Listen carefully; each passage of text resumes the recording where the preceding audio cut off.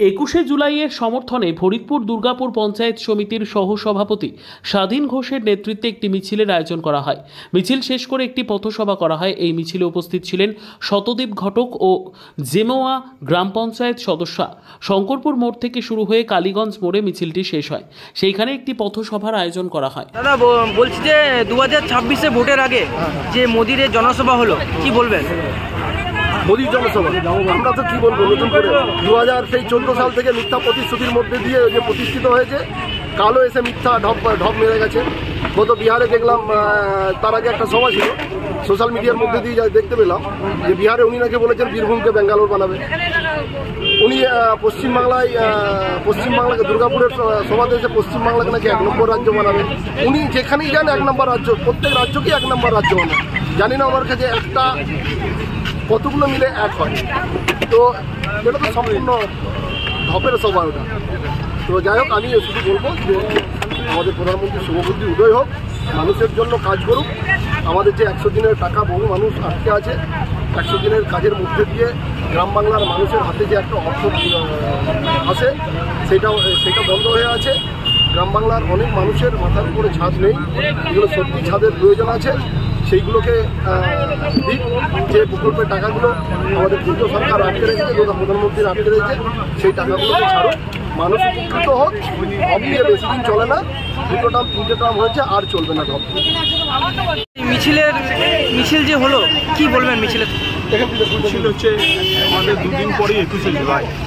21শে অমর 21কে মনে রাখার দিন, কারণ আমাদের কাছে আবেগের দিন, আমাদের কাছে রক্ত গ্রহণ করার দিন, আমাদের 13 জন শহীদদের আত্মসমর্পণ দিন। কারণ আমরা জানি 1992 সালে যে লড়াই আমাদের বর্তমানে যিনি মুখ্যমন্ত্রী মমতা ব্যানার্জি ছিলেন, তার স্বাধীনতা আমরা আজ বর্তমানে সেটা আমরা পেয়েছি। তার পরিপ্রেক্ষিতে আজ শহর অঞ্চলে আমার ব্লকের দুর্গাপুর ফরিদপুর ব্লকের এই মহামিছিল সম্পূর্ণ হয়েছে। সাথে সাথে আমরা তার পথসভাও করেছি। আমরা শুধু একটু বলতে চাই, গতকাল কেন্দ্রীয় মুখ্যমন্ত্রী প্রধানমন্ত্রী যিনি এসেছিলেন, সেই যে মাঠটাতে উনি করেছেন, সেখানে আমাদের শিশুগুলো, ভাইয়েরা, দাদারা সবাই খেলতো। সেই মাঠটাকে আজকে খেলার যোগ্য, যারা খেলতো তাদেরকে খেলার যোগ্যতাকে তাদের মাঠটা হারিয়ে ফেলেছে।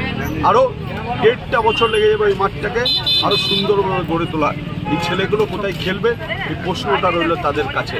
আর যারা মাঠকে নষ্ট করেছে, তারা ভারতবর্ষের যে ডেভেলপমেন্টে তো দূরের কথা, বাংলার ডেভেলপমেন্টে যারা সবসময় চিন্তা ভাবনাগুলোকে রাখে না, তারা বারবার বলে যে অমুকের নেতা তমুকের নেতা সম্পর্কে যারা খুঁজে বেড়ায়, তাদের কী, তাদের কত কী টাকা কামাচ্ছে, সেই সব নিয়ে যারা চিন্তা ভাবনা রাখে, বিভিন্ন যে বড় বড় স্টেজে তারা কোনোদিনও ডেভেলপমেন্টের কথা বলে না, বরং বাংলাকে বারবার লাঞ্ছিত করেছে, বাংলাকে বারবার বঞ্চিত করেছে, আর বাংলাকে বিদ্বেষের জায়গায় তুলে ধরেছে।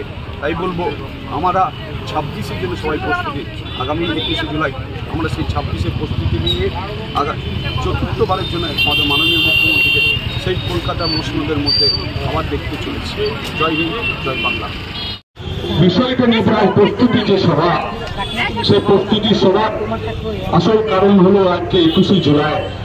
আর আগামী 2 দিন পরে মিলে উপস্থিত হব আমরা বিভিন্ন সারা পশ্চিমবঙ্গে 10 কোটি মানুষ সেই 21শে জুলাই সে মঞ্চে উপস্থিত হব শুধু একটা কথার জন্য, যে 1993 সালে যার কথা আমরা 1993 সাল থেকে শুনে আসছি 2025 পর্যন্ত, তিনি আজ বর্তমানে আমাদের দিদি, আমাদের মুখ্যমন্ত্রী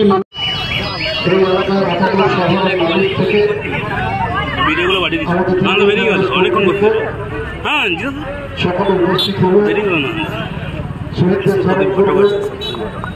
শহীদদের আত্মার শান্তি কামনা করবো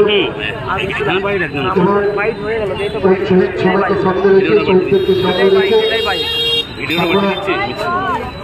প্রতিজ্ঞাবদ্ধ হব যে সামনে 2026-এর বিধানসভা নির্বাচন, সেই নির্বাচনে পশ্চিমবাংলার যতটুকু বিজেপি আছে সেই বিজেপিকে উৎখাত করব। আমাদের এখানে উপস্থিত হয়েছেন দুর্গাপুর ফরিদপুর ব্লকে প্রেসিডেন্ট